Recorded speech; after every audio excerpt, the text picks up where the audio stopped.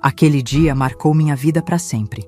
Eu tinha 14 anos quando acordei e vi minha mãe chorando com ele na sala. O homem que nunca me quis agora implorava por ajuda. Bom dia, meus queridos. Aqui é a Dona Zuleide, com meus 68 anos nas costas e uma história que carrego há mais de 5 décadas. Falo diretamente da minha varanda em Cachoeira do Sul, no Rio Grande do Sul, onde o chimarrão tá sempre pronto e as memórias não me deixam, mesmo quando eu queria que algumas delas fossem embora. Antes de começar essa história difícil, queria falar uma novidade para vocês.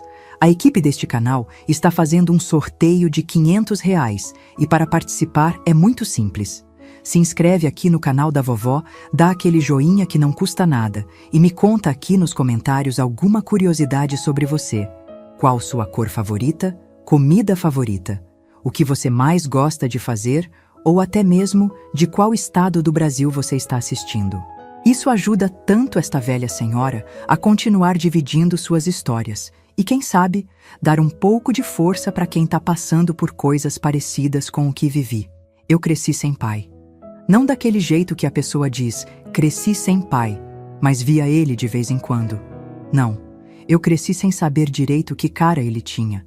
Mamãe guardava uma foto antiga, toda amarelada, onde ele aparecia encostado num Fusca velho, cigarro na boca, olhando de lado para a câmera, como se não quisesse estar ali. Esse é teu pai, Zuleide, ela dizia, quando eu insistia muito em perguntar. Morávamos numa casinha simples no bairro Noêmia, um lugar onde todo mundo se conhecia. Minha mãe, Aparecida, trabalhava como costureira, fazendo de tudo um pouco, desde barras de calça até vestidos de noiva, quando aparecia encomenda. O dinheiro era curto, mas nunca faltou comida na mesa ou carinho naquela casa. Mamãe era dessas mulheres fortes que o Brasil tá cheio. Criava filha sozinha, trabalhava de sol a sol e ainda achava energia para contar história na hora de dormir. Teu pai foi embora antes de te conhecer, filha. Ela me explicou quando completei 7 anos e as perguntas ficaram mais insistentes. Ele gostava demais da bebida e pouco da responsabilidade. Quando soube que eu estava grávida, passou 1 semana sem aparecer. Quando voltou, foi só para pegar as poucas roupas dele e dizer que não tinha nascido para ser pai de ninguém. Cresci ouvindo histórias assim, pedaços de um quebra-cabeças que nunca formava a imagem completa. O Valmir, esse era o nome dele, era um homem bonito que encantava as mulheres com conversa mansa, mas que tinha o diabo da cachaça como melhor amigo. Brigava fácil, trabalhava pouco, vivia de biscate em biscate e deixava um rastro de corações partidos por onde passava. Pelo menos era o que a minha tia Jurema dizia quando mamãe não estava por perto. Tua mãe merecia coisa melhor, Zuleide. Mas o coração da gente às vezes escolhe errado. Na escola, nas festinhas de aniversário, em qualquer lugar onde as famílias se reuniam, eu sentia aquele buraco. As outras crianças tinham pais que as levantavam nos ombros, que ensinavam a andar de bicicleta, que brigavam quando precisava. Eu tinha só o silêncio onde devia existir uma voz grave, só o vazio onde devia ter um abraço forte. Não é que mamãe não se esforçasse, ela fazia por 10. Mas tem coisas que a gente sente falta mesmo sem nunca ter tido. A vida seguia seu curso normal na nossa casinha. Eu ia para a escola, ajudava a mamãe com as costuras quando podia, brincava com as crianças da rua. A ausência do meu pai era como um fantasma que a gente aprende a conviver. Tá sempre lá, mas a gente finge que não vê. Até que tudo mudou naquela manhã. Era um domingo de março, lembro como se fosse hoje. O cheiro de café fresquinho subindo as escadas tinha me acordado. Era costume da mamãe fazer um bolo de fubá nos domingos, então levantei animada, pensando no café da manhã. Foi quando ouvi o choro. Desci as escadas devagarzinho, o coração batendo forte. Mamãe não era de chorar. Ela era daquelas mulheres que guarda as lágrimas para quando está sozinha no quarto, onde ninguém pode ver. Ouvir aquele soluço na sala de estar me assustou mais que qualquer coisa. E lá estava ele. Um homem magro, cabelos já grisalhos, apesar de não parecer tão velho, barba por fazer, olheiras fundas que pareciam pintadas no rosto amarelado. Usava uma camisa surrada que já teve tempos melhores e calça jeans desbotada que parecia grande demais para o corpo dele. Estava sentado no nosso sofá, a cabeça baixa, enquanto mamãe chorava em pé, uma mão no rosto. "Quem é o senhor?" perguntei da escada, fazendo os dois olharem para mim ao mesmo tempo. Foi mamãe quem falou, enxugando as lágrimas com a manga do roupão. "Zuleide, esse é o Valmir, seu pai." Aquelas palavras caíram como pedra no meu estômago. Meu pai? Aquele homem acabado, com cheiro de cigarro e cachaça que dava para sentir do outro lado da sala, era o homem da foto amarelada? Era ele quem tinha ido embora antes mesmo de me ver nascer? "Essa é a Zuleide?" Ele perguntou com uma voz rouca, me olhando como se visse um fantasma. Como cresceu, como cresceu. Como se ele tivesse me visto pequena alguma vez. Como se tivesse direito de comentar sobre meu crescimento, que ele não acompanhou nem por um dia sequer. "O que ele está fazendo aqui?" perguntei para a mamãe, ignorando completamente o homem que agora se levantava com dificuldade do sofá. "Zuleide não fala assim", mamãe respondeu, sempre preocupada com os modos, mesmo numa situação daquelas. "Teu pai veio, ele precisa de ajuda."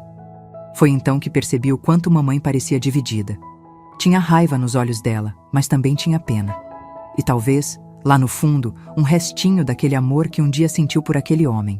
Ela sempre foi assim, coração mole demais para o próprio bem. Valmir deu 2 passos na minha direção, mancando de leve. Só então notei a aparência doentia dele. Não era só ressaca ou noite mal dormida. "Tô doente, filha", ele disse. E aquela palavra, filha, soou tão errada na boca dele que quase ri. "Tô sem lugar para ficar, sem dinheiro para os remédios. Vim pedir ajuda para tua mãe, só até melhorar um pouco." "E por que a gente ajudaria o senhor?"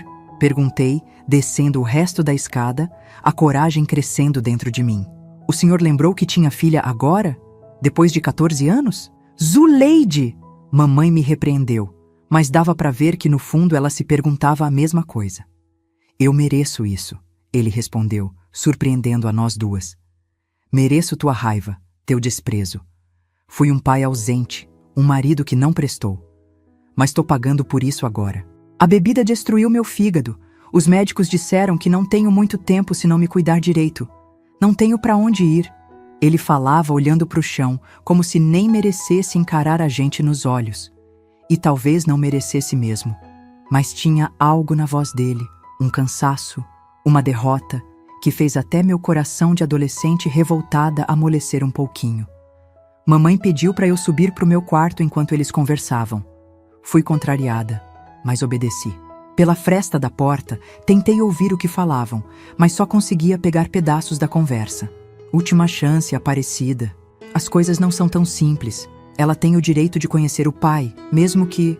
Não vou te deixar magoar ela de novo." Fiquei horas no quarto, o estômago roncando de fome, mas sem coragem de descer.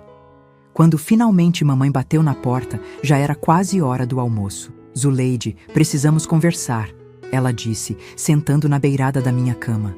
Parecia ter envelhecido 10 anos naquela manhã. "Teu pai vai ficar com a gente por um tempo." "O quê?" exclamei, pulando da cama. "Depois de tudo que ele fez? Depois de te abandonar grávida? Depois de nunca nem ter querido me conhecer? Filha, eu sei que é difícil entender." Ela segurou minhas mãos, os olhos ainda vermelhos de tanto chorar. "Mas ele tá realmente doente. O médico deu 6 meses de vida para ele se não fizer o tratamento direito. Ele não tem ninguém, Zuleide." "E a gente tem culpa disso?" perguntei, puxando as mãos. "Ele escolheu não ter ninguém quando escolheu a bebida em vez da família." Eu sei, mamãe suspirou fundo. "Mas ele ainda é teu pai, Zuleide. E apesar de tudo, um dia eu amei muito esse homem. Não posso virar as costas agora, sabendo que ele pode morrer sozinho numa calçada qualquer." Naquele momento, odiei o coração mole da minha mãe. Odiei a capacidade dela de perdoar o que eu achava imperdoável. Mas também admirei, lá no fundo, aquela força que ela tinha de fazer o que achava certo, mesmo quando era difícil. "Ele vai ficar no quartinho dos fundos", ela continuou. "Vai precisar de ajuda com os remédios, com a alimentação especial. Sei que não é justo pedir isso, mas preciso que você tente, filha. Tente dar uma chance pro teu pai." Não respondi. O nó na garganta era grande demais para deixar qualquer palavra passar. Só balancei a cabeça. concordando sem realmente concordar. E foi assim que Valmir Rodrigues, o pai que nunca conheci, entrou na nossa vida depois de 14 anos de ausência. Chegou como quem pede desculpas, como quem não merece segunda chance, mas implora por ela mesmo assim. Chegou doente, derrotado, sombra do homem bonito da foto amarelada. Naquele dia, enquanto mamãe arrumava o quartinho dos fundos e preparava um almoço especial que não fosse pesar no fígado dele, fiquei sentada na escada, observando aquele estranho que era meu pai. Ele percebeu meu olhar e tentou um sorriso que não chegou aos olhos. "Um dia você vai entender, Zuleide", ele disse baixinho. "Um dia vai entender como um homem pode errar tanto a ponto de não ter mais volta." Não respondi. Só continuei olhando, gravando cada detalhe daquele rosto que deveria ser familiar. Mas era completamente estranho para mim, sem saber que aquele era apenas o começo de um pesadelo que mudaria nossas vidas para sempre. Ah, meus queridos que estão me assistindo até aqui, a vida às vezes nos prepara cada surpresa. E como eu estava enganada em pensar que o pior já tinha passado, que crescer sem pai tinha sido a parte mais difícil da minha história. Mal sabia eu que a verdadeira provação estava apenas começando quando aquele homem cruzou nossa porta. As primeiras semanas com Valmir em casa foram estranhas, para dizer o mínimo. Era como se tivéssemos um fantasma morando no quartinho dos fundos. Um fantasma que tossia forte de madrugada, que tomava remédios coloridos nas refeições, que olhava para mim com aqueles olhos fundos como se quisesse dizer algo, mas nunca encontrasse as palavras certas. Mamãe se desdobrava em cuidados. Fazia comidas especiais sem gordura, sem sal, chás de ervas que aprendeu com uma vizinha que entendia dessas coisas, lavava as roupas dele com um cuidado que me dava uma pontada de ciúme. Tudo para aquele homem que nunca tinha feito nada por nós, a não ser ir embora. No início, tentei manter distância. Saía cedo para a escola, voltava e ia direto para o quarto. Só descia para jantar quando era obrigada. Mas aos poucos, a curiosidade foi vencendo a raiva. Afinal, quantas perguntas eu tinha guardado durante todos aqueles anos? Quantas vezes imaginei como seria ter uma conversa com meu pai? Numa tarde, enquanto mamãe tinha ido entregar uma encomenda de costura, me peguei sentada no degrau da porta dos fundos, observando Valmir que tomava sol fraco no pequeno quintal. "Por que o senhor nunca voltou antes?" perguntei, a pergunta escapando antes que pudesse segurar. Ele virou a cabeça devagar, como se o movimento doesse. "Vergonha, talvez", respondeu depois de um longo silêncio. "Ou covardia. Provavelmente os dois." Não era a resposta que eu esperava. Achei que ele fosse inventar alguma desculpa, dizer que tentou voltar, mas não conseguiu, que pensava em mim todos os dias. Mas não. Ele admitiu que era covarde, que era fraco demais para encarar o que tinha feito. "A bebida não ajudou", continuou ele, olhando para o céu. "Cada ano que passava, ficava mais difícil voltar. Como explicar para uma criança que o pai dela preferiu a cachaça a ela? Como olhar nos olhos da mulher que abandonei grávida? Então eu bebia mais para esquecer, e quanto mais bebia, mais impossível ficava voltar. Naquele momento, não senti pena nem perdão, mas pela primeira vez vi meu pai como um ser humano, quebrado, falho, mas humano. Não era mais o monstro das minhas imaginações infantis, nem o herói que secretamente esperava que fosse. Era apenas um homem que tinha feito escolhas terríveis e agora estava pagando por elas. Os dias foram passando e Valmir parecia melhorar um pouco com os cuidados da mamãe. A cor amarelada diminuiu, ele ganhou alguns quilos, já conseguia caminhar pelo quintal sem ficar sem fôlego. Começou a ajudar em pequenas coisas pela casa. Trocou uma lâmpada queimada, consertou a dobradiça do armário da cozinha, coisas assim. Pequenos gestos que faziam mamãe sorrir de um jeito que eu não via há muito tempo. Foi mais ou menos um mês depois da chegada dele que notei as primeiras coisas estranhas. Uma madrugada, acordei com barulho de passos. Não eram os passos da mamãe, que sempre andava de um jeito leve pela casa. Eram passos pesados, arrastados. Espiei pela fresta da porta e vi Valmir andando pela sala, murmurando coisas que não conseguia entender. Ele ia de um lado para o outro, parava, olhava para o nada, continuava andando. como se procurasse algo ou fugisse de alguém que só ele podia ver. De manhã, quando comentei com mamãe, ela disse que ele tinha insônia por causa dos remédios, que era normal. Mas o olhar dela não encontrou o meu quando disse isso. Depois vieram as risadas. Risadas à toa, sem motivo, que começavam do nada e terminavam tão abruptamente quanto tinham começado. Às vezes no meio de uma refeição, às vezes enquanto assistia televisão. Gargalhadas que não combinavam com nada do que estava acontecendo, que faziam mamãe dar aqueles sorrisos nervosos e mudar de assunto rapidamente. É só a alegria de estar melhorando, ela dizia quando eu perguntava. Teu pai sempre teve esse humor meio diferente. Mas não era humor. Eu sabia que não era. Tinha algo errado, algo que ia além da doença do fígado, além da abstinência do álcool. Algo nos olhos dele quando a risada acabava, um vazio, uma confusão, como se ele mesmo não soubesse por que tinha rido. O incidente da cerveja aconteceu num domingo, cerca de 2 meses depois da chegada dele. Estávamos os 3 na sala, assistindo um programa de domingo na TV. Coisa rara. Geralmente eu evitava ficar no mesmo ambiente que Valmir por muito tempo. Mas naquele dia, por insistência da mamãe, concordei em assistir o Fantástico com eles. Foi quando o vizinho, seu Antenor, apareceu com uma caixa de cervejas para comemorar o Grenal, sem saber da condição de Valmir. Mamãe tentou recusar educadamente, mas Valmir insistiu que o vizinho ficasse, que não tinha problema, que ele já estava forte o suficiente para resistir à tentação.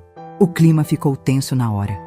Mamãe lançava olhares preocupados para Valmir, que fingia estar super interessado no jogo, enquanto seu Antenor, alheio à situação, abria uma latinha após a outra. Tem certeza que não quer uma, compadre? Insistia seu Antenor, estendendo uma cerveja gelada na direção de Valmir. Uma só não faz mal a ninguém. Vi o olhar do meu pai mudar naquele instante. Os olhos fixos na latinha, a garganta subindo e descendo enquanto engolia em seco, a mão tremendo levemente ao lado do corpo. Era como assistir um homem se afogando, lutando para manter a cabeça fora d'água. Não, obrigado, ele respondeu com a voz rouca. Não posso mesmo. Seu Antenor deu de ombros e continuou bebendo, comentando o jogo cada vez mais alto à medida que as latinhas vazias se acumulavam.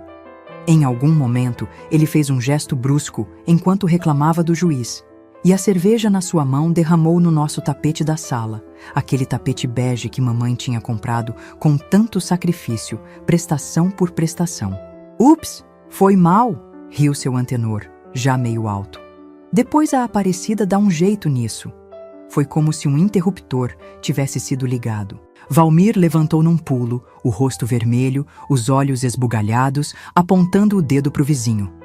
Respeita a casa dos outros, seu bêbado nojento, gritou, a voz irreconhecível de tanta raiva. Quem você pensa que é para vir aqui, beber na minha casa e ainda sujar o tapete da minha mulher? Seu Antenor, assustado com a reação desproporcional, levantou as mãos em sinal de paz. Calma, compadre, foi sem querer. Eu pago a limpeza do tapete, não precisa desse estresse todo. Mas Valmir não ouvia mais. Estava num outro lugar, tomado por uma fúria que parecia ter sido guardada por anos. Avançou para o vizinho, tropeçando no próprio pé, e teria caído se mamãe não tivesse se colocado na frente. Valmir, pelo amor de Deus, foi um acidente, ela implorou, as mãos no peito dele, tentando empurrá-lo de volta para o sofá. Foi quando ele fez algo que mudou tudo entre nós. Empurrou mamãe para o lado com força, fazendo ela bater contra a estante e derrubar os poucos bibelôs que a gente tinha. E quando tentei correr para ajudar minha mãe, ele virou para mim com o braço levantado. O tapa pegou no meu rosto com tanta força que vi estrelas por 1 segundo. Caí sentada, mais pelo choque do que pela dor, a mão no rosto quente, incapaz de acreditar no que tinha acabado de acontecer. A sala ficou em silêncio absoluto.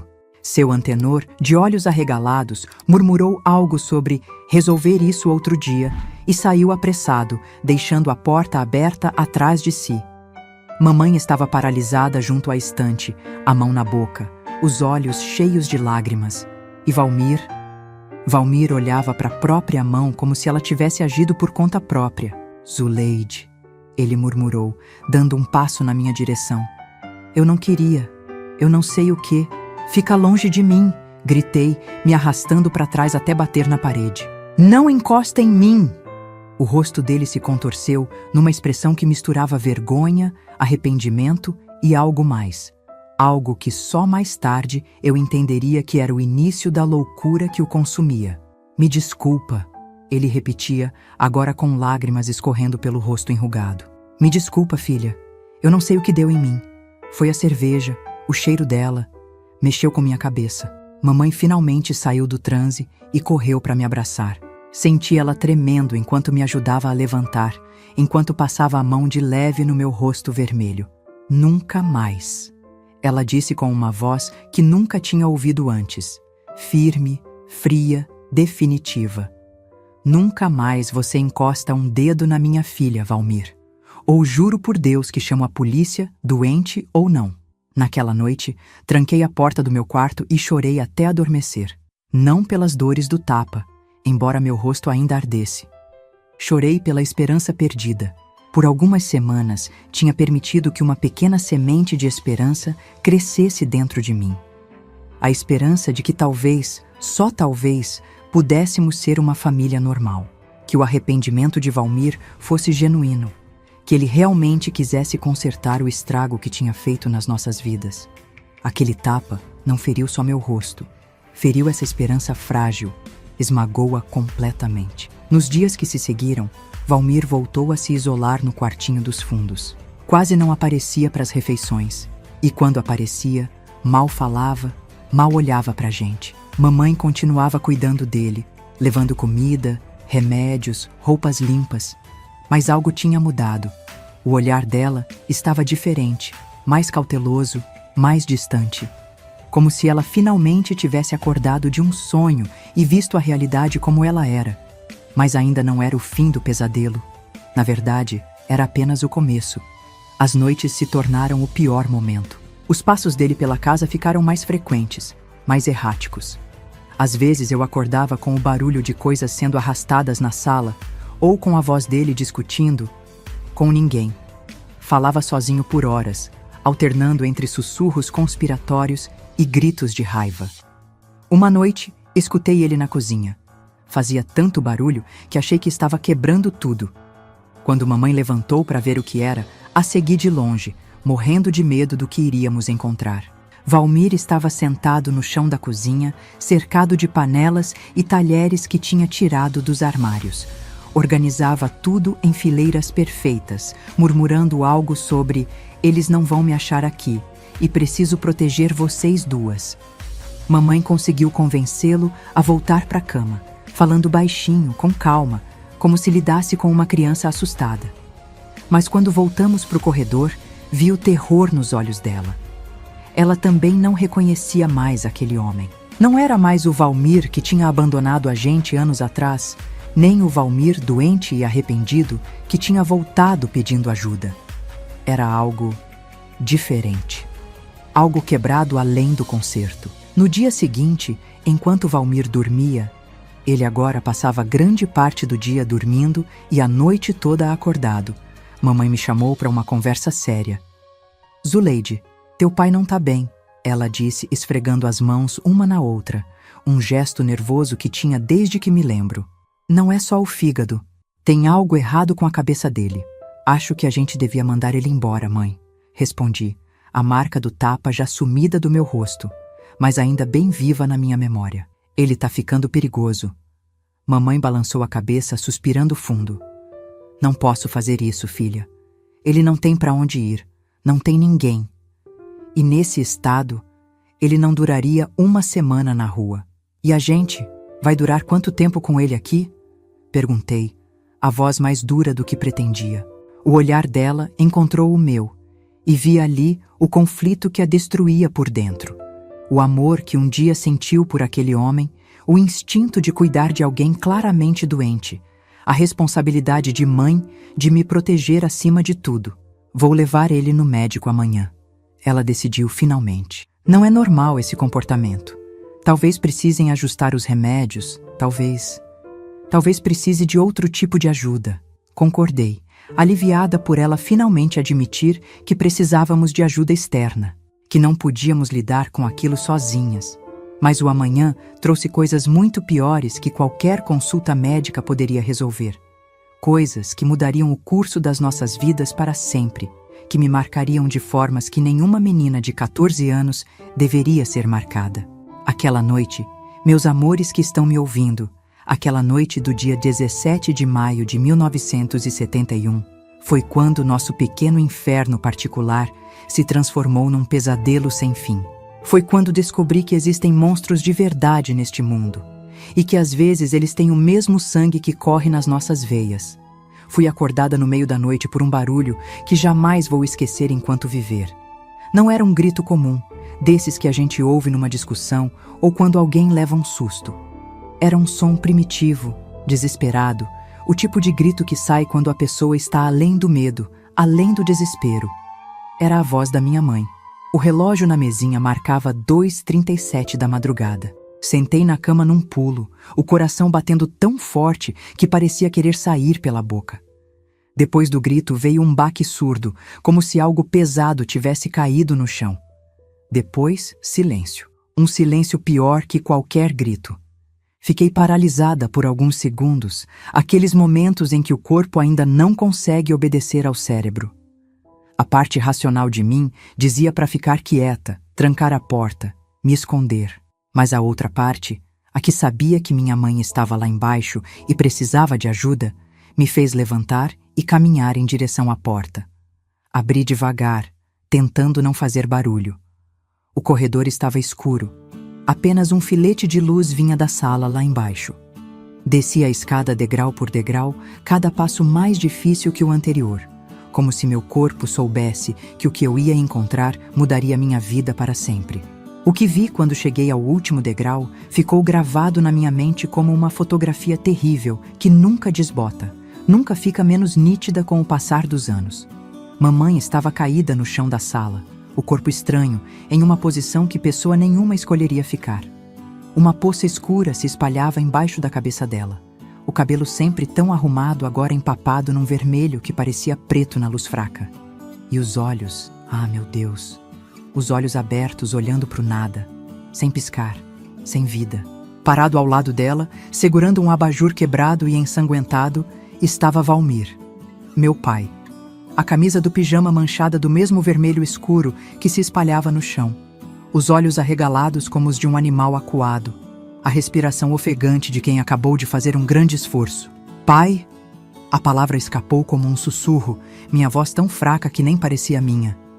Ele virou a cabeça na minha direção num movimento brusco, como se só agora percebesse que eu estava ali. Por um momento não vi reconhecimento naqueles olhos injetados. Era como se ele olhasse através de mim, para algo ou alguém que só ele podia ver. Ela não queria me ouvir, ele disse, a voz pastosa, arrastada. Só então percebi que ele tinha bebido.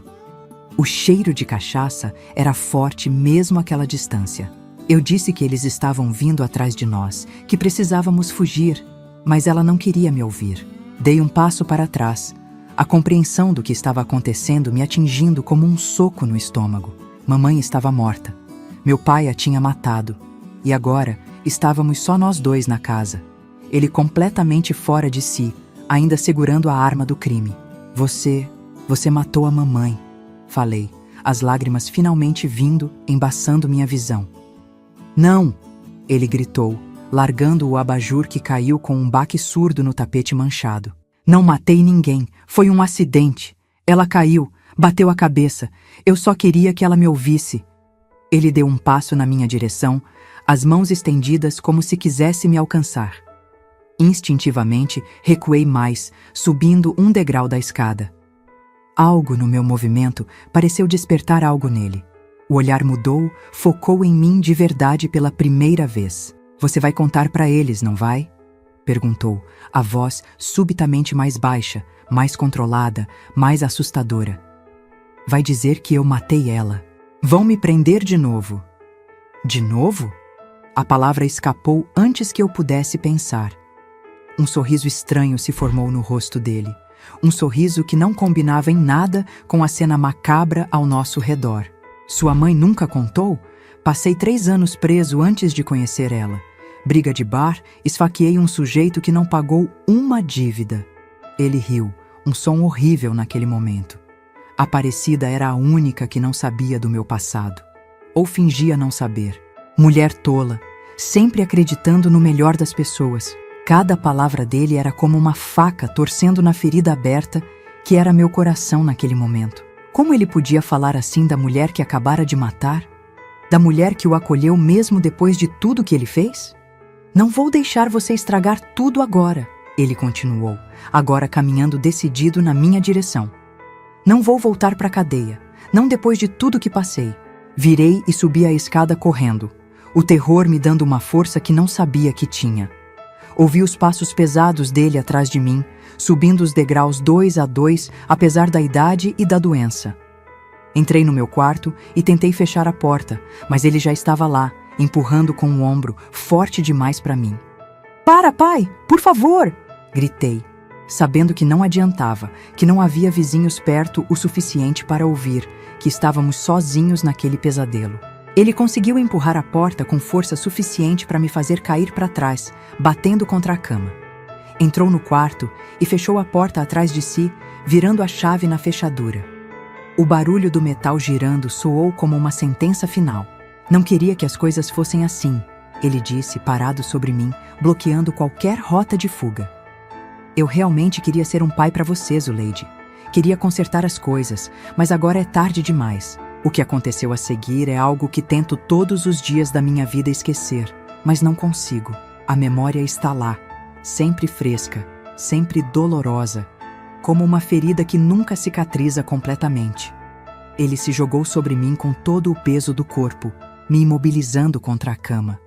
O cheiro de suor, cachaça e o sangue da minha mãe me sufocava. Tentei lutar, arranhar, morder, mas ele era muito mais forte, mesmo doente. Com uma das mãos, ele segurou meus pulsos acima da cabeça. Com a outra, começou a rasgar minha camisola. Se ficar quietinha vai doer menos. Ele murmurou contra meu pescoço, a voz tão diferente daquela do homem que pediu ajuda à minha mãe meses atrás. Sempre quis saber se você era parecida com ela. O horror daquelas palavras me deu um último impulso de resistência. Consegui soltar uma das mãos e acertar as unhas no rosto dele, arranhando fundo o suficiente para sentir a pele rasgar sob meus dedos. Ele urrou de dor e me deu um tapa com tanta força que vi estrelas. Depois outro e mais outro, até que meu corpo ficou mole, sem forças para lutar. O gosto de sangue na minha boca se misturava com as lágrimas que não paravam de cair.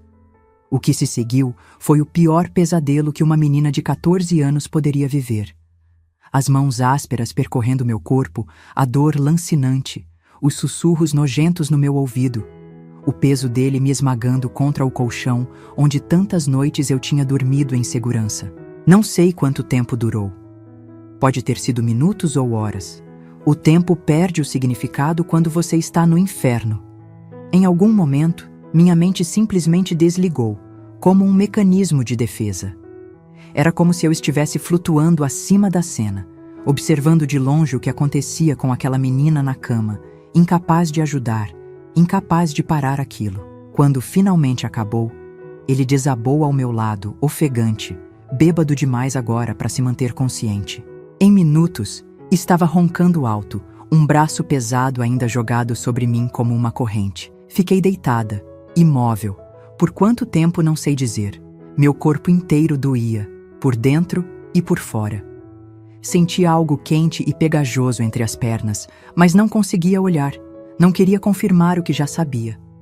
Lágrimas silenciosas escorriam pelo meu rosto, mas não emitia som algum, com medo de acordá-lo, de que tudo começasse de novo. Quando tive certeza que ele estava em sono profundo, me arrastei para fora da cama, cada movimento uma agonia. Peguei a primeira roupa que encontrei, um vestido velho que estava jogado na cadeira, e vesti com dificuldade, minhas mãos tremendo tanto que mal conseguia abotoar. Minha mente estava estranhamente calma agora, funcionando com uma clareza que não combinava com o caos ao meu redor. Sabia que precisava sair dali. Sabia que se ele acordasse, provavelmente me mataria como tinha feito com mamãe. Eu era a única testemunha do que ele tinha feito. E agora, eu era mais um crime na consciência dele. Se é que ainda tinha uma.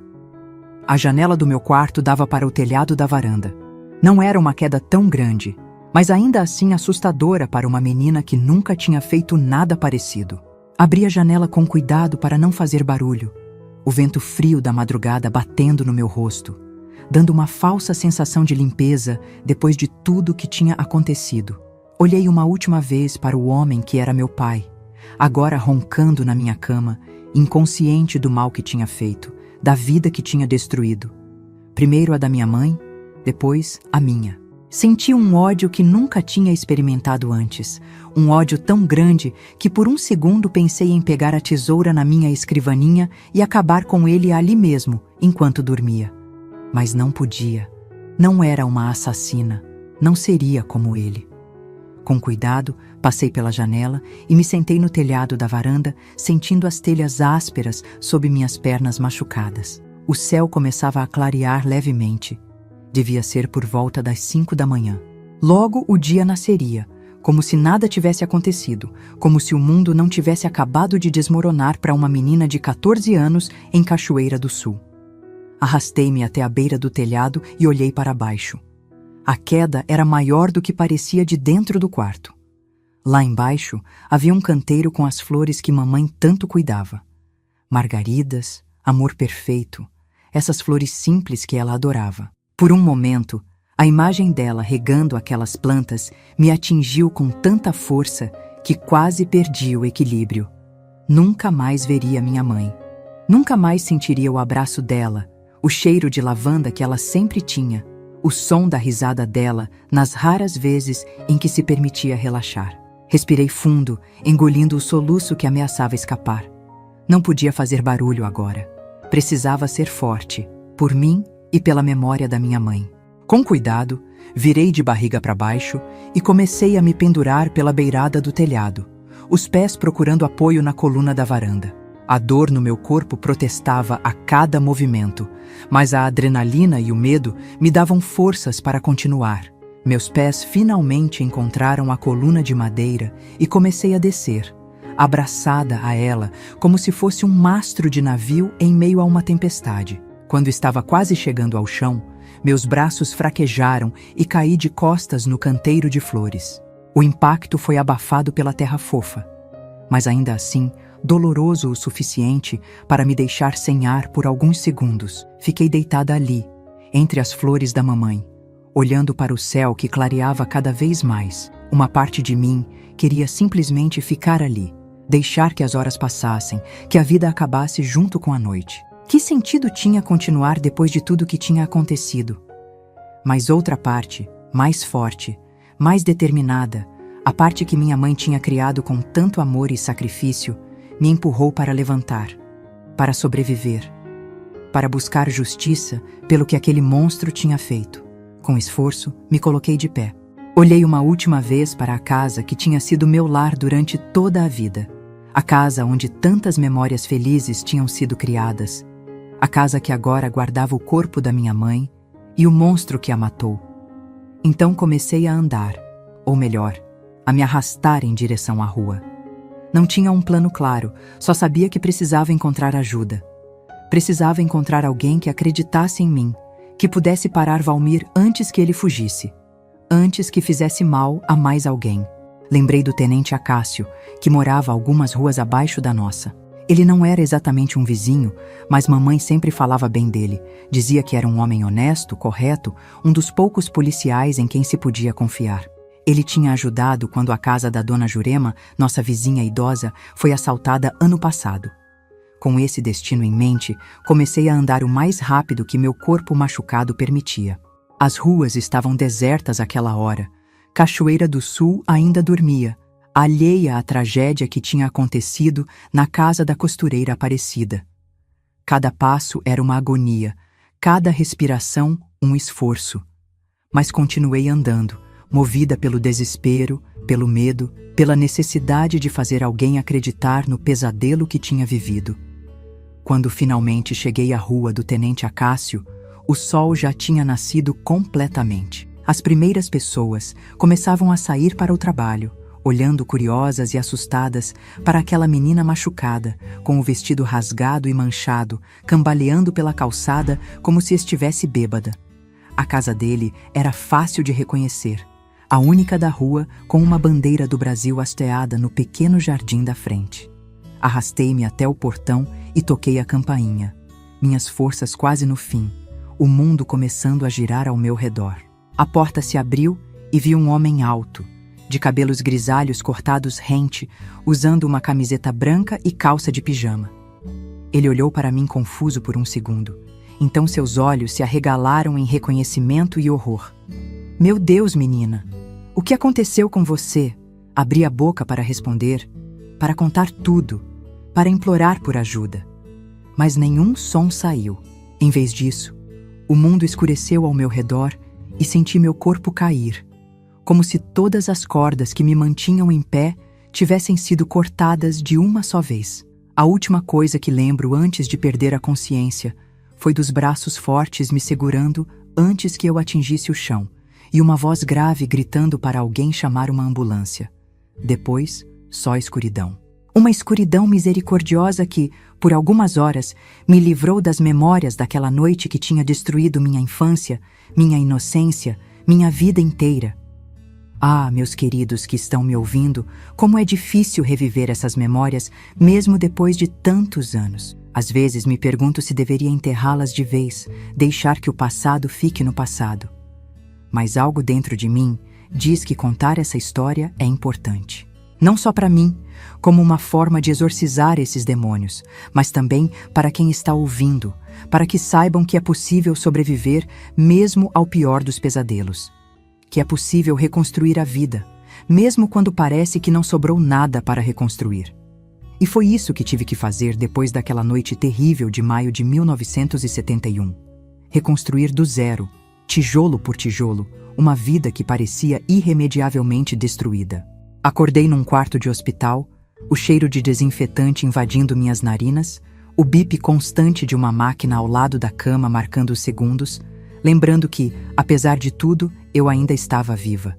Tentei me mover e uma dor aguda percorreu meu corpo inteiro, trazendo de volta todas as memórias que por um breve momento de inconsciência tinha conseguido esquecer. Uma enfermeira entrou no quarto assim que percebeu que eu estava acordada. Tinha um rosto bondoso, daqueles que parecem feitos para confortar pessoas em momentos difíceis. Ajustou o soro no meu braço, verificou meus sinais vitais e me disse, com uma voz suave, que o médico logo viria me ver. Notei que ela evitava olhar diretamente nos meus olhos, como se temesse o que poderia encontrar ali. O médico, um senhor de cabelos brancos e olheiras profundas, examinou meus ferimentos com uma gentileza que me fez chorar silenciosamente. Explicou que eu tinha várias contusões, um pulso torcido, alguns cortes que precisaram de pontos.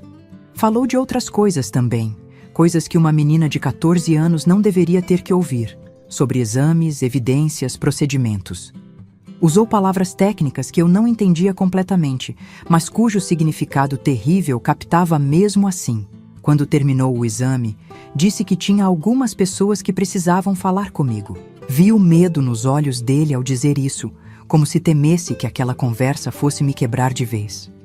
O tenente Acácio entrou acompanhado de uma mulher que se apresentou como assistente social. Sentaram-se nas cadeiras ao lado da minha cama, seus rostos sérios, preparados para o pior. O que era adequado, porque o pior era exatamente o que eu tinha para contar.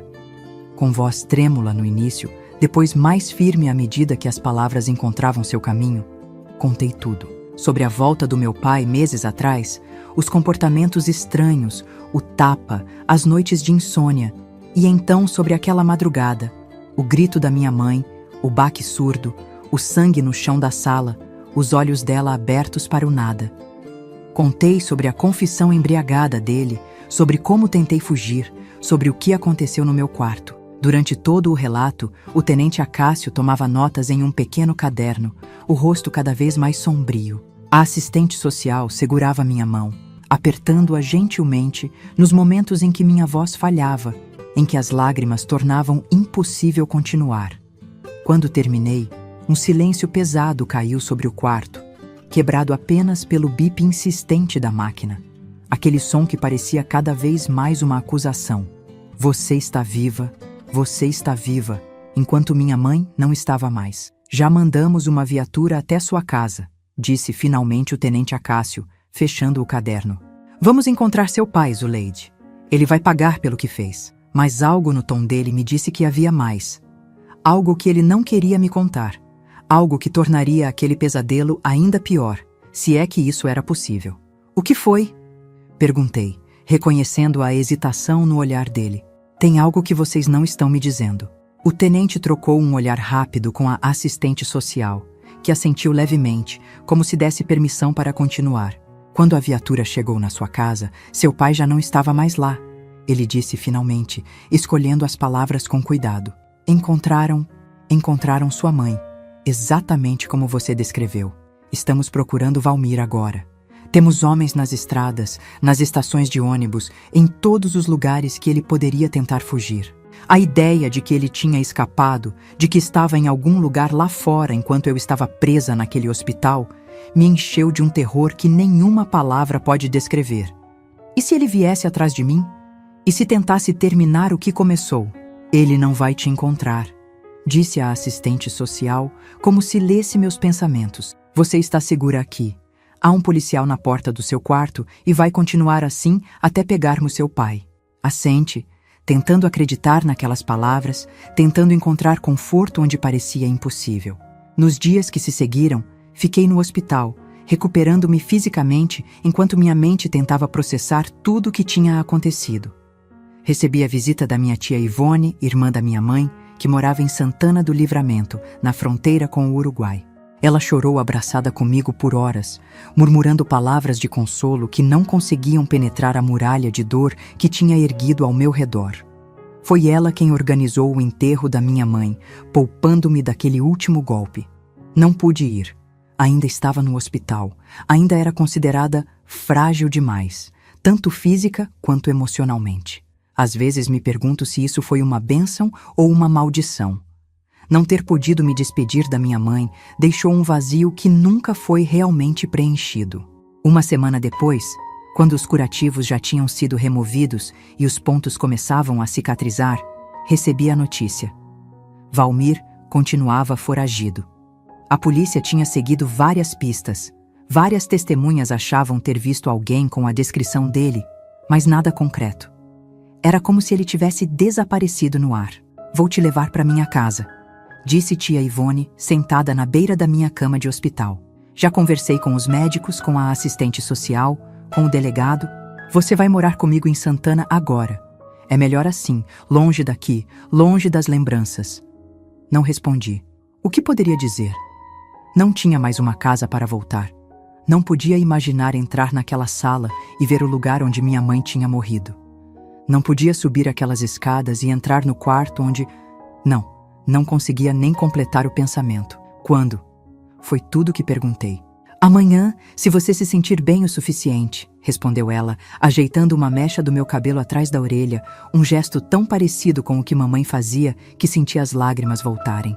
Arrumei um quarto só para você lá em casa. Não é grande coisa, mas vai ser um recomeço. Assenti, grata pela bondade dela.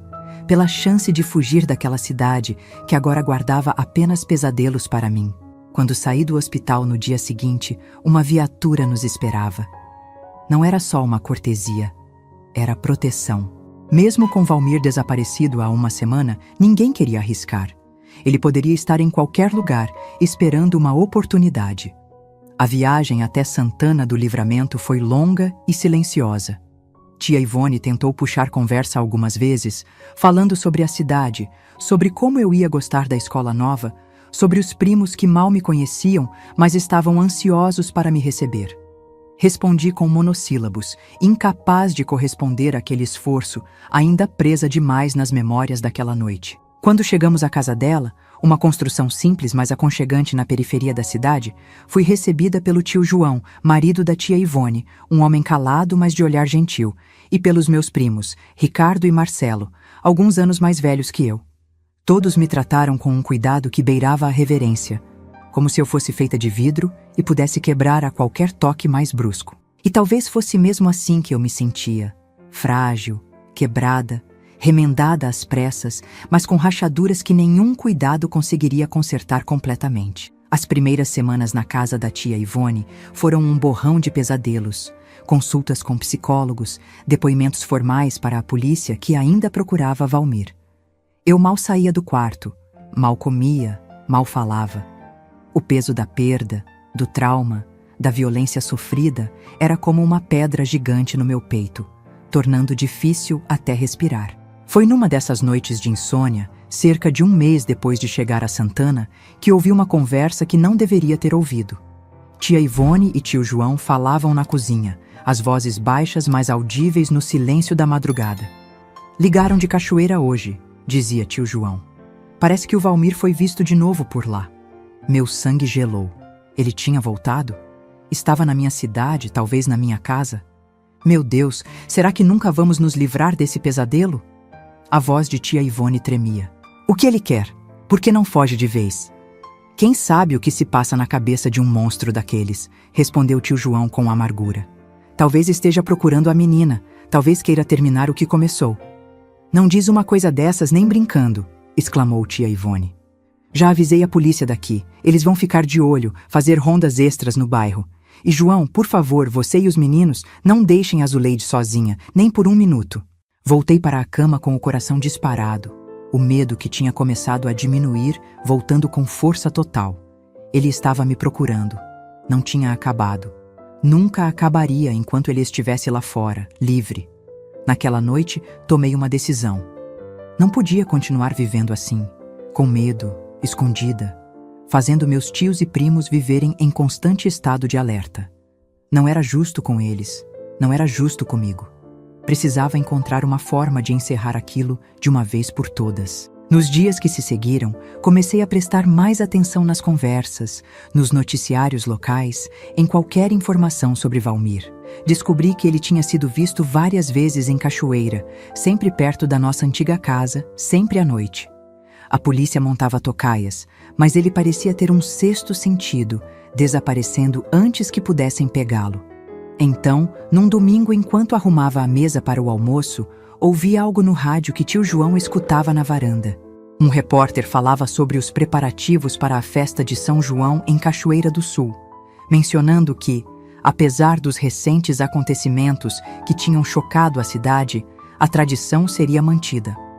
A praça central seria decorada, haveria música ao vivo, barracas de comida, jogos para as crianças. Foi como se uma lâmpada se acendesse na minha cabeça. Era isso, a festa de São João, o único evento do ano em que a cidade inteira se reunia na praça. Se Valmir estava em Cachoeira, se estava obcecado com a casa, com o que tinha deixado para trás, ele certamente estaria por perto durante a festa. Talvez fosse a chance da polícia finalmente pegá-lo. Mas para isso, eles precisariam saber onde procurar exatamente. Precisariam de uma isca. O plano começou a se formar na minha mente. Terrível, arriscado, mas possível. Eu voltaria à Cachoeira para a festa de São João. Deixaria que me vissem, que a notícia se espalhasse. Valmir certamente ouviria, e se realmente estivesse me procurando, viria atrás de mim. A polícia estaria preparada, esperando. Seria uma armadilha. Claro, nunca conseguiria convencer tia Ivone e tio João a me deixarem voltar à Cachoeira, muito menos para ser usada como isca. Teria que fazer isso sozinha, sem que soubessem. Nas 2 semanas que se seguiram, planejei cada detalhe com um cuidado que não sabia que era capaz. Juntei o pouco dinheiro que tinha guardado, algumas moedas que tia Ivone me dava de vez em quando, uma nota de 5 cruzeiros que tio João me deu no meu aniversário. Não era muito, mas daria para a passagem de ônibus. Descobri os horários dos ônibus que iam para a Cachoeira, memorizei o itinerário. Escrevi uma carta para o tenente Acácio, explicando o meu plano, pedindo que organizasse uma operação para capturar Valmir durante a festa. Não tinha certeza se a carta chegaria a tempo ou se ele levaria a sério o plano de uma menina de 14 anos, mas era o melhor que podia fazer. A festa seria no sábado, dia 24 de junho. Na sexta à noite, depois que todos foram dormir, arrumei uma pequena mochila com uma muda de roupa e o dinheiro que tinha juntado. Coloquei a carta para o tenente Acácio dentro de um envelope que tinha conseguido na escola, com o endereço da delegacia de Cachoeira do Sul. Deixei um bilhete para a tia Ivone na minha cama, explicando que precisava voltar, que precisava encerrar aquele capítulo, que ficaria bem e voltaria logo. O plano era sair de madrugada, pegar o primeiro ônibus para Cachoeira às 5 da manhã. Tinha estudado a casa, sabia quais tábuas do assoalho rangiam, qual janela podia ser aberta sem fazer barulho. Sabia que tio João tinha o sono pesado depois do turno da noite na fábrica e que tia Ivone tomava um remédio para dormir que a deixava sem ouvir nada até de manhã. Às 3 da madrugada, com o coração batendo tão forte que achei que acordaria a casa inteira, coloquei meu plano em ação. Vesti-me silenciosamente, peguei a mochila já preparada e comecei a jornada pelo corredor escuro até a janela da sala que dava para o quintal. Cada passo era um exercício de autocontrole, cada respiração medida para não fazer barulho. Passei pelo quarto dos meus primos, pela porta entreaberta do quarto da tia Ivone e do tio João. Cheguei à sala sem incidentes, um pequeno milagre considerando como minhas pernas tremiam. A janela abriu com um rangido mínimo que soou como um trovão nos meus ouvidos hipersensíveis. Congelei, esperando ouvir passos, alguém acordando, meu plano sendo descoberto antes mesmo de começar. Mas a casa continuou em silêncio, apenas o tic-tac do relógio na parede marcando os segundos da minha fuga. Passei uma perna pela janela, depois a outra e saltei para o quintal. A noite estava fria, típica de junho no sul, e minha respiração formava pequenas nuvens no ar. Atravessei o quintal rapidamente, escalei o muro baixo que separava a propriedade da rua e então estava livre. As ruas desertas de Santana do Livramento pareciam de outro mundo àquela hora da madrugada. Andei rápido em direção à rodoviária, evitando as poucas luzes acesas, as raras pessoas que cruzavam meu caminho, trabalhadores noturnos voltando para casa, bêbados cambaleando depois de uma noite no bar, um ou outro cão de rua farejando lixeiras. Quando cheguei à rodoviária, faltava ainda 1 hora para o ônibus partir.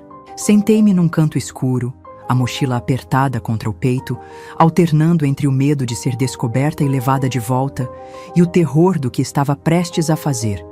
Voltar à cidade onde tinha perdido tudo, onde talvez o homem que destruiu minha vida ainda estivesse à espreita.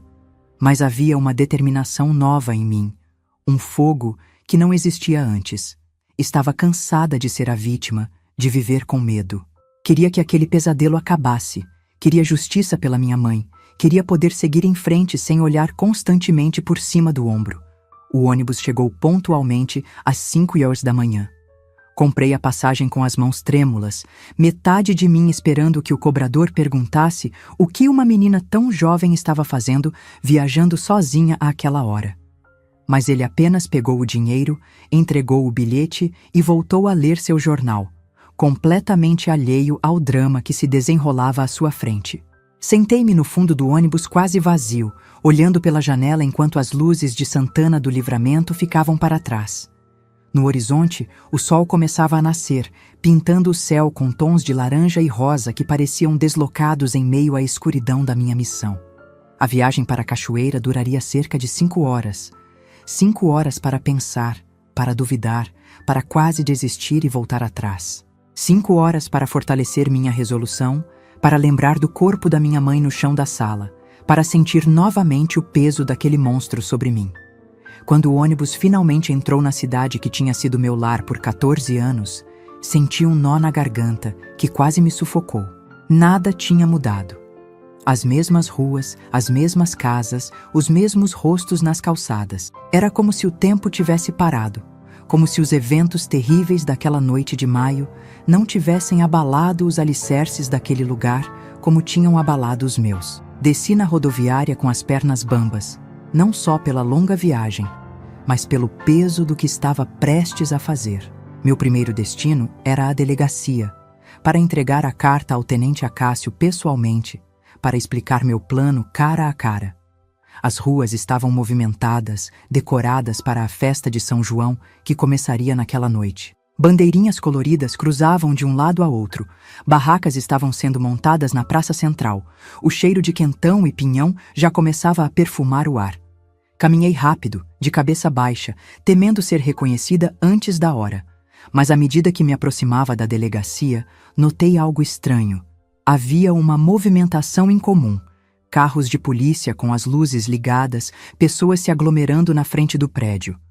Parei a uma distância segura, observando a cena com crescente apreensão. O que estava acontecendo? Teria Valmir sido capturado? Teria atacado mais alguém? Foi quando ouvi, vindo de um grupo de mulheres paradas na calçada, as palavras que mudariam tudo. Pegaram ele. Pegaram o assassino da Aparecida. Meu coração deu um pulo. Não podia ser verdade. Justo hoje? Justo quando tinha vindo colocar meu plano em prática? Aproximei-me do grupo, tentando ouvir mais, tentando confirmar se era realmente sobre Valmir que falavam. Foi numa pensão perto da rodoviária, dizia uma das mulheres, a voz carregada de indignação. O desgraçado estava escondido lá há dias. Foi o dono da pensão que reconheceu ele pelo retrato no jornal e chamou a polícia. Dizem que não resistiu à prisão, acrescentou outra. Estava tão bêbado que mal conseguia ficar em pé. Era verdade então. Tinham pego Valmir. Meu plano não seria mais necessário. A justiça tinha encontrado seu caminho, mesmo sem a minha intervenção. As pernas fraquejaram e precisei me apoiar numa parede para não cair. Uma mistura confusa de emoções me inundou. Alívio, descrença, um estranho desapontamento por não ter sido parte da captura. E mais forte que tudo, um profundo cansaço, como se toda a adrenalina que me manteve funcionando nas últimas 24 horas tivesse subitamente drenado do meu corpo. Estava acabado. O pesadelo tinha chegado ao fim. Valmir enfrentaria a justiça pelos seus crimes. E eu poderia começar a tentar reconstruir os pedaços da minha vida despedaçada. Encostei a cabeça na parede fria, fechei os olhos e, pela primeira vez desde aquela noite terrível, permiti-me chorar livremente, sem medo, sem vergonha. Chorei pela minha mãe, que nunca mais veria, pela menina que eu era e nunca mais seria, pelos sonhos perdidos e pelos pesadelos que, esperava, finalmente começariam a perder sua força. Meus queridos ouvintes, às vezes o destino age de formas misteriosas. Enquanto eu planejava uma armadilha arriscada, enquanto fugia no meio da noite disposta a enfrentar meus piores medos, a roda da justiça já estava girando, independente dos meus esforços. Dizem que Deus escreve certo por linhas tortas, e talvez seja verdade. Talvez minha fuga desesperada não fosse realmente para capturar Valmir, mas para me devolver o controle sobre minha própria vida, para me mostrar que eu era mais forte do que pensava, que podia agir em vez de apenas reagir. Naquele sábado de junho de 1971, enquanto fogos de artifício explodiam no céu em celebração a São João, enquanto a cidade festejava alheia ao drama particular de uma menina de 14 anos, algo novo nascia dentro de mim. Uma determinação, uma força que nunca soube que possuía. Uma vontade feroz de não apenas sobreviver, mas de viver, de reconstruir, de transformar a tragédia em algo significativo. E foi exatamente isso que fiz nos anos que se seguiram. Reconstruí minha vida, pedaço por pedaço, tijolo por tijolo, até me tornar a mulher que sou hoje, aos 68 anos, sentada nesta varanda em Cachoeira do Sul, compartilhando minha história com vocês. Depois da captura de Valmir, voltei para Santana do Livramento com o tenente Acácio, que me encontrou vagando perto da delegacia. Tia Ivone quase teve um ataque quando me viu chegar escoltada por um policial. Primeiro pensou que eu tinha feito algo errado, depois ficou furiosa quando descobriu que tinha fugido no meio da noite e finalmente chorou abraçada comigo quando soube que Valmir estava preso. Nunca mais faça uma coisa dessas, ela repetia entre soluços. Quase morri de preocupação. O julgamento aconteceu 4 meses depois. Foi um processo difícil, doloroso, ter que encarar Valmir novamente, ter que reviver cada detalhe daquela noite terrível diante de estranhos. Ele estava diferente, mais magro, envelhecido, os olhos opacos, vazios de qualquer emoção. Não parecia mais assustador, apenas patético, quebrado. Um homem destruído por seus próprios demônios. A sentença foi a máxima possível naquela época. 30 anos sem direito à liberdade condicional. Nunca soube se ele cumpriu a pena inteira. Depois do julgamento, fiz uma promessa a mim mesma de nunca mais procurar saber sobre ele. Nunca mais deixar que ocupasse espaço na minha cabeça, na minha vida. Para mim, ele morreu naquele tribunal. O homem que um dia chamei de pai deixou de existir. Os anos que se seguiram foram de reconstrução lenta, às vezes dolorosa, mas constante. Continuei morando com tia Ivone e tio João, que se tornaram meus guardiões legais. Voltei a estudar, embora no início fosse difícil. Os pesadelos, os ataques de pânico, os olhares de pena dos colegas que sabiam da minha história. Santana era uma cidade pequena e notícias viajam rápido, especialmente as trágicas. Tia Ivone insistiu que eu fizesse terapia, algo não muito comum naquela época, especialmente numa cidade do interior. A psicóloga, doutora Helena, tinha um consultório simples numa sala emprestada do posto de saúde. Nas primeiras sessões, mal conseguia falar, as palavras presas na garganta como se tivessem medo de sair, de dar forma ao horror que tinha vivido. Leva o tempo que precisar, ela dizia com uma paciência infinita. Estou aqui para ouvir quando estiver pronta. Foi a doutora Helena quem me ensinou que o trauma não é algo que superamos completamente, mas algo que aprendemos a carregar, a integrar a nossa história sem deixar que defina quem somos. Foi ela quem me ajudou a transformar a raiva em combustível para seguir em frente, para construir algo significativo a partir das ruínas. Aos 18 anos, contra todas as expectativas, consegui uma bolsa para estudar Direito em Porto Alegre. Era uma oportunidade rara para uma menina do interior, especialmente uma com meu histórico. Tia Ivone chorou quando recebemos a carta de aceitação. De orgulho, de medo de me ver partir. Talvez um pouco das duas coisas. Sua mãe estaria tão orgulhosa, ela disse, segurando a carta como se fosse um tesouro. Ela sempre dizia que você ia longe, Zuleide, que tinha uma luz especial. Mudar para Porto Alegre em 1975 foi como entrar em outro mundo. A capital era grande, barulhenta, cheia de possibilidades que Santana e Cachoeira jamais poderiam oferecer. Nos primeiros meses, dividindo um quarto minúsculo com outras 2 estudantes numa pensão barata, me senti completamente perdida. A universidade era intimidante, os corredores imensos, as salas cheias de jovens que pareciam tão mais preparados, tão mais confiantes do que eu.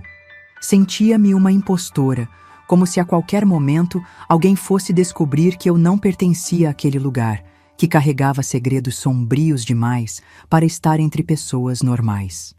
Foi nesse período de dúvidas que conheci Mariana, uma colega de curso que se tornaria minha melhor amiga pelos anos seguintes. Alta, de cabelos cacheados que pareciam ter vida própria e uma risada que ecoava pelos corredores, Mariana era tudo que eu não era. Extrovertida, despreocupada, cheia de amigos e histórias para contar. Por algum motivo que nunca entendi completamente, ela decidiu me adotar. Sentava-se ao meu lado nas aulas, me arrastava para os bares que os estudantes frequentavam depois das aulas, me incluía nos grupos de estudo. Aos poucos, sua luz foi iluminando os cantos escuros da minha alma, me mostrando que ainda havia espaço para amizade, para risadas, para momentos leves, mesmo depois de tudo que tinha passado. Você é muito séria, Zuleide, ela dizia frequentemente. Precisa aprender a viver um pouco. E tentei. Realmente tentei. Aos poucos, fui baixando as muralhas que tinha erguido ao meu redor, permitindo que pessoas entrassem no meu círculo restrito de confiança. Aprendi a sorrir novamente, mesmo quando o sorriso não alcançava completamente meus olhos. Aprendi a falar sobre o clima, sobre livros, sobre política, sobre qualquer coisa que não fosse o passado que tentava deixar para trás. Os estudos se tornaram meu refúgio, minha fortaleza. Mergulhei nos livros de direito com uma dedicação que impressionava até os professores mais exigentes. Havia algo profundamente satisfatório em compreender as leis, os mecanismos da justiça, os sistemas que poderiam ter protegido minha mãe se tivessem funcionado como deveriam. No terceiro ano da faculdade, Quando precisávamos escolher uma área de especialização, não tive dúvidas. Direito penal, com foco em crimes contra mulheres e crianças. Queria usar minha experiência, minha dor, para garantir que outras não passassem pelo que passei, ou pelo menos para garantir que encontrassem justiça se passassem. Foi numa aula de direito penal que conheci Ricardo, não o meu primo de Santana, mas um rapaz de Porto Alegre, filho de uma família tradicional gaúcha, com olhos gentis e uma voz calma que imediatamente me deu segurança. Ele sentou ao meu lado num dia em que Mariana faltou e começamos a conversar sobre o caso que o professor tinha apresentado. Um crime passional que tinha chocado a cidade anos antes.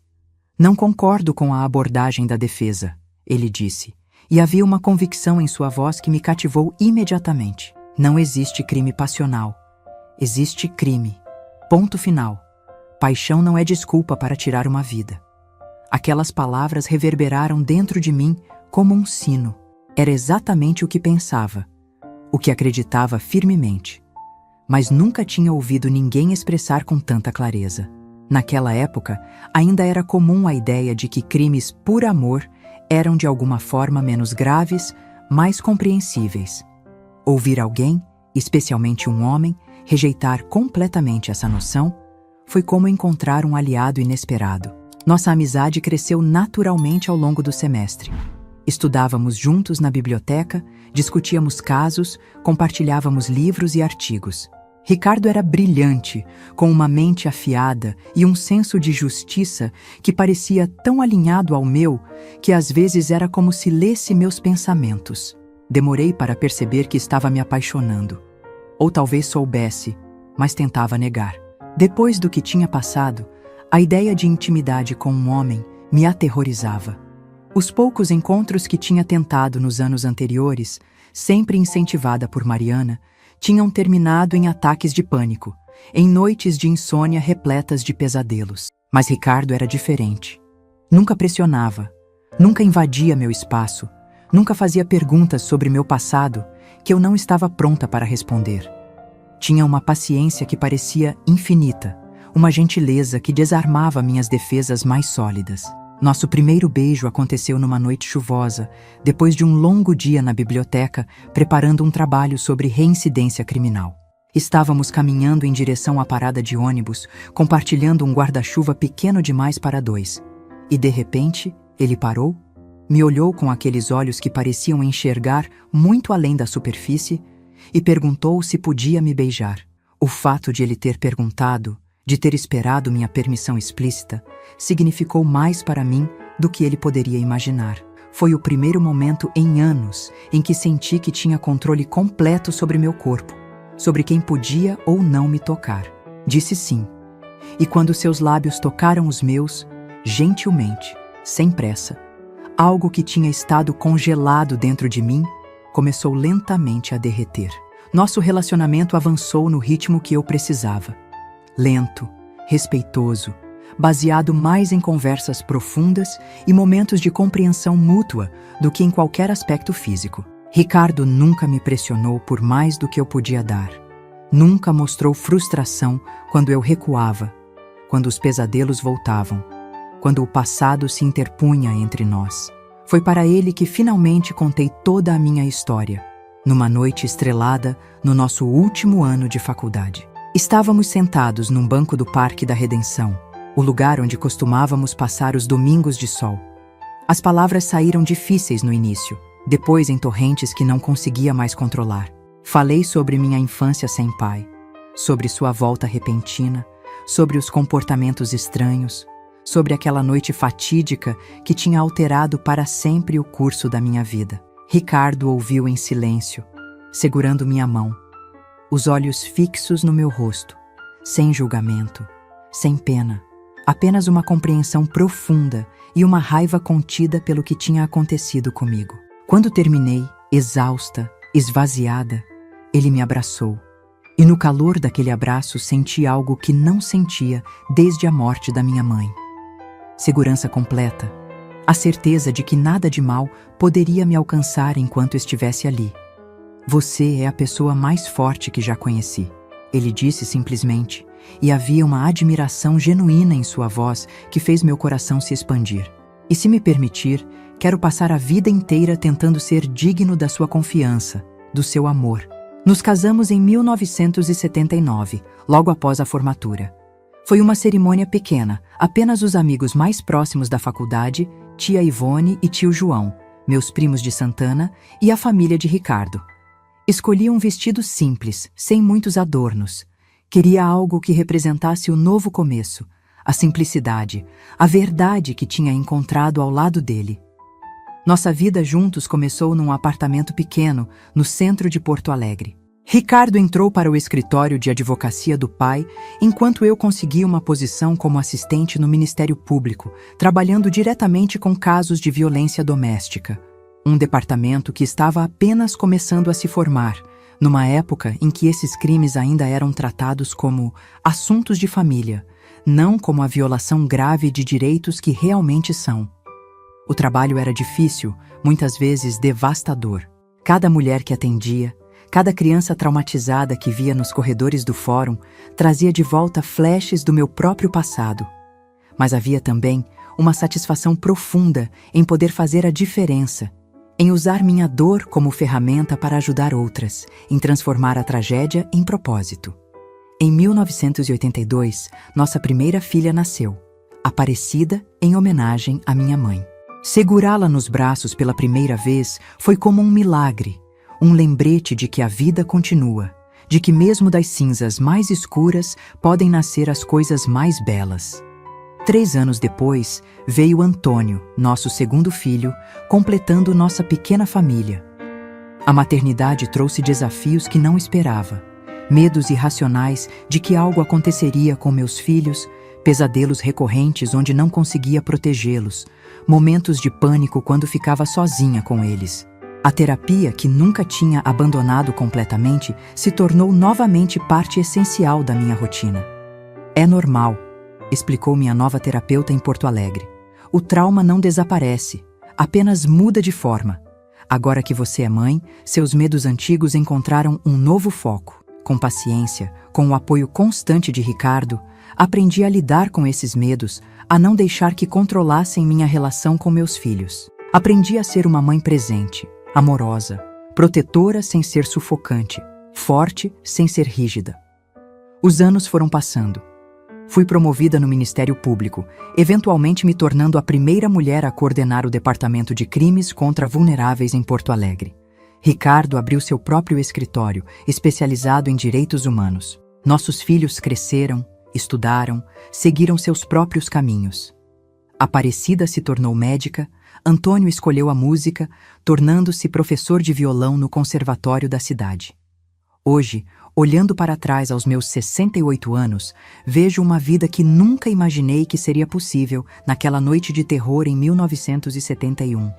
Uma vida cheia, significativa, construída tijolo por tijolo sobre as ruínas do que foi destruído.